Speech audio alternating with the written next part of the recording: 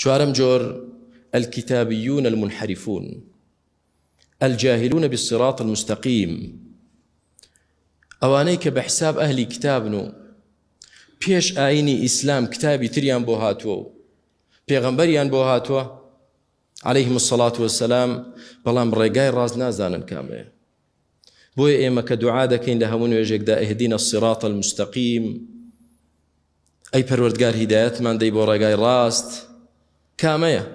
صراط الذين أنعمت عليهم، ڕێگای ئەوانەی کە تۆ نیعمەتت بەسەردا ڕۆشتن، کە چێن؟ من النبيين والصديقين والشهداء والصالحين، ڕێگای پێغەمبەران، ڕێگای پیاوچاکان، ڕێگای ڕاستگۆیان، ڕێگای شەهیدەکان لە پێناوی خوا، ڕێگای ئیسلام.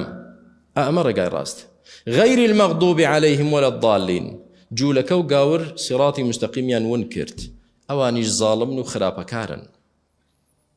ئەمانە کۆمەڵێک بوون کە پەروەردگار بە زاڵمی داناون، خراپترینی خەڵکن و ئەهلی دۆزەخن.